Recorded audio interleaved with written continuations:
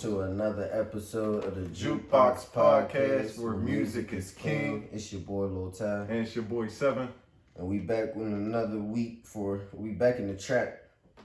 Nah, the treehouse. The treehouse. Yeah, the treehouse. We back in the treehouse. Yeah. How was your weekend?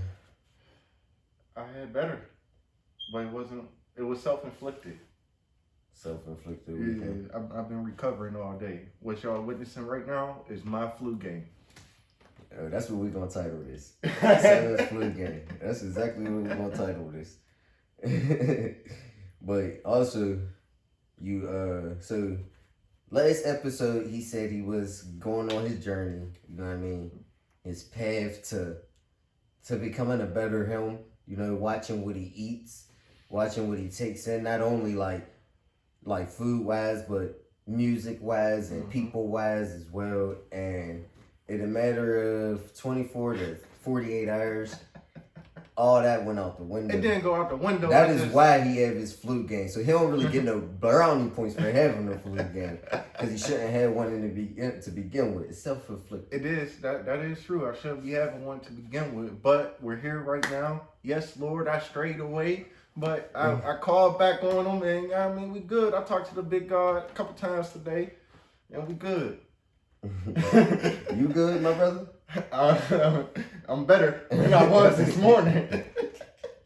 You should. Did you take any Gatorade, Pedialyte, anything? Nah, water. See, I was messing up because I was drowning in the water, and then I would just throw it up because I'm drowning. Yeah. So yeah, chugging it. You gotta take it as. Well, did you have time to get together your three songs that's in your rap rotation this week? Yeah, my 3 songs that was in my rap rotation this week was that Baby Money, what's it called? They Don't Love Me, or They Never Love Me. Never Love Me. Yeah, Never Love Me, and I fuck with that because he's like, you know what I mean? They can never love me how I love these niggas. They'll never plug me how I plug these niggas. And it's like, yo, that's real. Like, I be feeling like sometimes the love I be giving out or the plugs I be sharing and be linking with, it'll be reciprocated from that person. But I know everything comes back full circle, so I don't be tripping. But that's true, you know what I mean? You can't expect to get you out of other people, you know what I mean? So they'll never love me how I love them. My second one is, gotta go to the notes. Oh, no, that Newski Living by Big 30. And I like that Last Man Standing. I like that solid project from Big 30. And I like that Newski Living because it's probably the song that resonated with me the most. Like, I fuck with what he was saying. I related a lot. Then my third song is an R&B song, a little throwback, about to take it back. That Tina Marie, Deja Vu, also known as I've Been Here Before. And the song speaks for itself, so y'all can go check that out. And I got a bonus song, my song today, Payroll Giovanni, My Bag, because, you know, I'm back in my bag, or I'm getting back in my bag. So that's my fall anthem right now. What about your 3 songs, bro? So my 3, I got Stop Breathing by Roddy Rich. Heat. Halloween by Kodak Black. Heat. And Crying by Big 30. And that's the Big 30 with no. Hold on, let me make sure before I say that. I think that's the interlude. If not, I'm not mistaken. Or no, there is an interlude. Yeah, I'm about to say, ain't there like 2? Yeah. Heat. No, yeah, like you said though, that Last Man Standing is a quality project. Like, I actually was impressed when I was listening to it. Yep, it is the Pooh Shiesty interlude. Yeah, that's the one with Pooh Shiesty talking on them.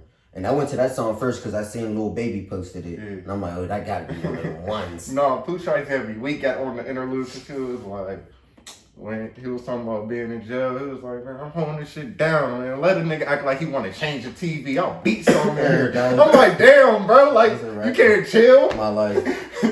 I was like, that was funny to me as well.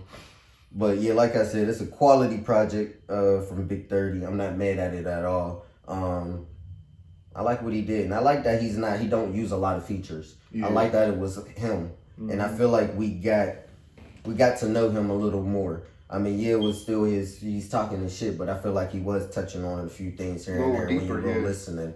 Because there is one song, I think it's Celine Frames, which is crazy. Celine Frames is hard, and there's another song going here that came on. I mean, he's just talking. I'm like, damn. And I'm like, damn, I relate to that. Okay, I relate to that. And usually with his shit, it's just him, you know. Like popping his shit, Yeah. but this was like more relatable. No Love is one of them songs too that I like. So if y'all ain't checked that out, I definitely recommend y'all check out the Last Man Standing by Big 30. That's a quality project. Halloween. Now that's one of them, like, I love that song. That took me back. I remember where I was at when it first came out. And then this is when I met her, and I was surprised. I ain't never think I was gonna meet a nigga that liked Kodak as much as me. Like, and he's still the only nigga that I think to this day that I met that liked Kodak as much as me. My nigga Mitch, if you watching this, from when we met him up at UP, you know what I mean? We had a lot of classes together because we came in at the same time. And we was just kicking shit. And I remember we would always, you know what I mean, listen to Kodak. And when this came out, we'd just be sitting around in this apartment. And it's funny as hell because the apartment wasn't shit, but man, G, we was, you know how it be. Everything, like the shit in there. But nah, I thought I was, because you know, you off campus, freshman, and I'm like, yeah, because he was fucking with niggas and he was already older, being he was from the military and shit, so he was coming in older already. So, you know what I mean, he wasn't with the stand on campus in the dorm shit. So, you know, you go to a apartment off campus type shit, y'all just kicking shit, smoking, you know what I mean, doing y'all chilling. So we sitting around that I remember Halloween drop on YouTube, because he was always dropping this shit on YouTube. That was when he was dropping all them videos, and it wasn't really he wasn't pushing it on Apple Music. He was dropping shit on YouTube, going crazy. Man, that came on. We sitting there, we watched the video. I'm like, we forgot to watch. I said, oh, hold on. We both start tweaking. I was like, hold on. Play that First back. thing up, he said, bro, you gonna be mad if I run that back? I said, no. You know, this is one of the only niggas that you can run back over and over, dog. We listened to that song at least 6-7 times in a row, back to back to back back. Because the more you let, I'm like, yeah, this shit crazy. So, them is one of the songs that take me back to a certain time. I was like, what, 2016, 2017, whatever year that was. But that's one of those classic, like, what is it? What is the word I'm looking for? Seasonal songs. You get what I'm saying? Mariah Carey got her what? What's the song called? What's Mariah Carey's? All I Want for Christmas. All I Want for Christmas. Kodak got Halloween. I mean, and he's dropping the album as well, but we'll talk about that. And then I also got the Stop Breathing by Roddy Rich. I know you like that as well. Yeah. What was your favorite part about it? The ending, because it's like the beat stopped and it's kind of like, well, don't somebody take a breath, ain't it how it ends or something? Yeah, that Stop Breathing is heat. And I like, because I like it because I know it's a likable song. Like, it's not a hit per se, but I know if I tell somebody, like, go listen to Stop Breathing by Roddy Rich, they'll like the song. Unlike, you know, people was critiquing his last album. Yeah. And that was me. I was one of those that was critiquing his last album. I wasn't extremely hard on it, and I didn't think it was a terrible album. You know, I actually liked the album. There was a few songs. I just think people didn't think.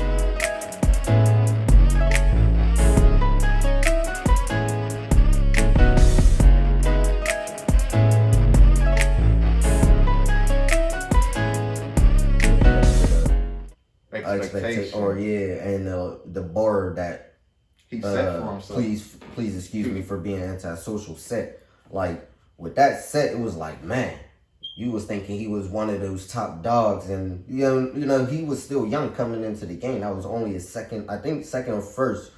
Forgive me, because I don't know if he count those Feet the Streets as mixtapes or albums, but I know that was one of the ones that solidified him as being that guy. But I think people should chill out on Roddy Rich. I think he's young and he's still finding his niche, to say. You get what I'm saying? Yeah. Like, I don't think I'm not mad at what he's been producing lately. I feel like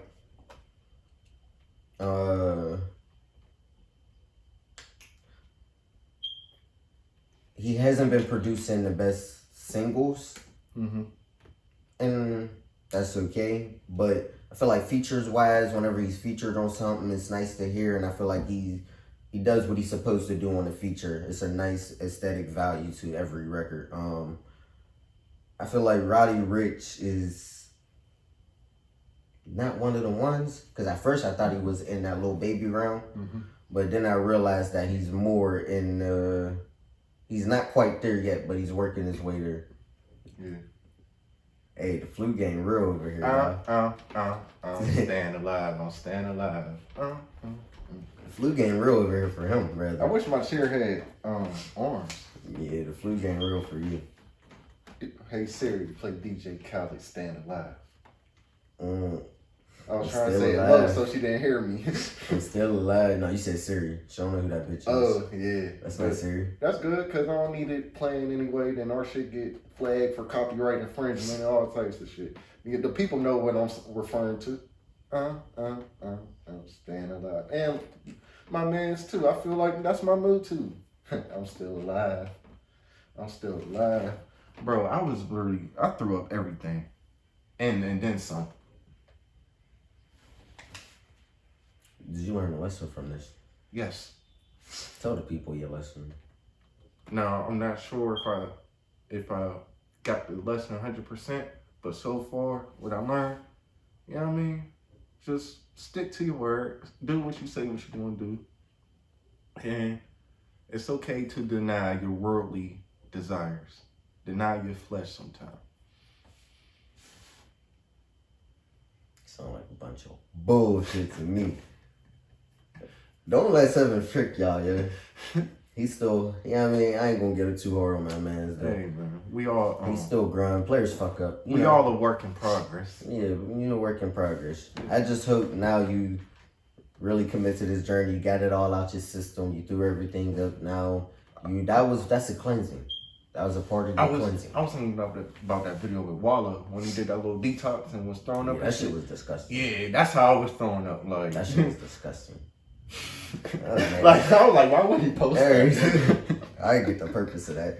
I said, yeah, that was nasty. You could just post a little, like whatever the detox is, and put the little caption. He all post the thanks. Everything in thanks. Like, I don't want to see what happens after you take the shit. Like, I'll just take your word for it, OG. G. I believe you on everything. You don't seem like you steer a nigga wrong. My life. What you think about DaBaby situation? Debacle. He talking about he's blackballed. He ain't blackballed. He was on the cover of Rolling Stone and all types of shit. Like within the past week, people just ain't liking him right now. So do you think I think he is being blackballed. I wouldn't say he's not, but I would say it's a self-inflicted blackball. As in, like, he brought this kind of upon himself. Yeah. Like, yeah, he's knowing, like, Rolling Stone, or with Rolling Loud, you mean, right? Oh, you know, the cover of Rolling Stone, but yeah, he got taken off of certain covers. Yeah, not certain covers, but like, the fuck am I talking about? Festivals. Oh, yeah. And shit like that. Like, but I feel like he can't really cry right now and complain. Cause like, you brought this upon yourself, bro. You can't get mad when you know, he was known, or after a while, it became like all news about DaBaby negative news. You get what I'm saying? And not in a negative, positive way. Like before it was in a negative way, as in like he beating niggas up, you know, he shot niggas in Walmart, you know, this shit like it's fucked up ways, but it was positive. Like when people was fucking with it, now it's like, bro, you just. And then I think the icing on the cake was the Meg Thee Stallion shit. I said, yeah, you sealed it, that was bro. Corny. You sealed it. I'm like, I don't get the purpose of that. It was just, I feel like DaBaby is being blackballed. So, because I haven't been seeing him, like, if you go on Apple Music and his recent project, it's not being really coming. It's not the front of things on Spotify and across all the other apps, YouTube and everything. Like, the algorithm has kind of pushed DaBaby back to the side. You get what I'm saying? I would say you can't not grow as an artist and be an asshole as a person. Like, something gotta give. Like, if you want to be an asshole, you gotta grow as an artist and keep dropping heat. All that his beats sound like they have the same 3 keys. It's the same. He been making the same song since like 2018. Well, say I guess yeah. You gotta get rid of that flute and them keys and shit. Yeah, like that SpongeBob ass music. You do gotta let that shit go. But also, I wasn't one of the ones who thought he was here to stay for a long time. Mm-hmm. I didn't think his style could last and his flow could last. The way he did music and the fact that he got on for more of going viral on gimmicky things and less for the actual music. Because even with the bop song, it was more for like the visuals and the dancing and shit, the extra shit that that he put together that went with it. So I said that on Twitter. I said I'm not really surprised that this is happening to him.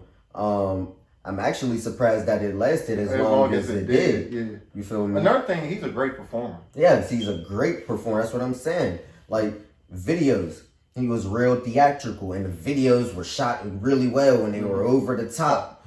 Every time he did a song, he made that song come to life. Yeah, that's what he was great at doing. But he had after a while, when that sound became redundant, it's not like the sound like the Migos.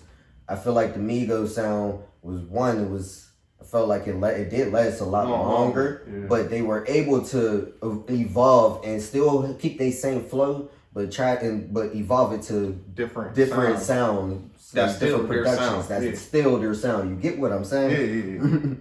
Yeah. So we didn't really see that from DaBaby. Like, dude got bars and he could rap, but we never really got one of those projects where, and at least in my opinion, other than the Kirk, because that Kirk project, I do like that. That is a really good album, really good album, EP, whatever you want to call it. It's a really good project on his end. But I think DaBaby should be happy for the run that he had. You get what I'm saying? Yeah. But seeing 16,000 first week is a little crazy. That is crazy. After selling what, 125? Yup. Damn. How can you say he ain't being blackballed if the numbers drop like that? People saying something up, and artists is coming and Meek might want to be quiet. He said something about that. He was like, yeah, DaBaby. He said DaBaby so something's up, but I'm gonna just mind my business. I said, yeah, Meek. I love you, Meek, but you need to, take that approach a lot more. Mind your business and stay less. What you say? What your therapist tell you? Shut the fuck up sometimes? Yeah, just shut the fuck up. Just shut the fuck up sometimes. That's like that video of Boosie when he was like, I know sometimes I should shut the fuck up, but it's hard. Everything is hard. I believe, that's Boosie's problem. And I believe him when he say that. Because there's sometimes he shouldn't say some shit and he just keeps going. Egging on. Go ahead. But we already talked about Big 30 album. We got Kodak Black who's coming up as well. You excited for that? Yes, I am. I want to go back to Big 30 though. Not compare and contrast, but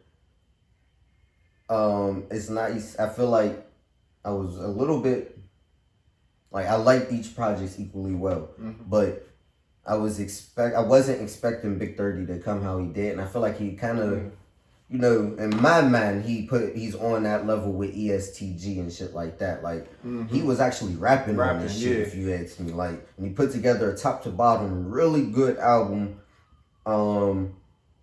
That, I mean, I don't want to say I don't want to be caught up in the moment right now, but it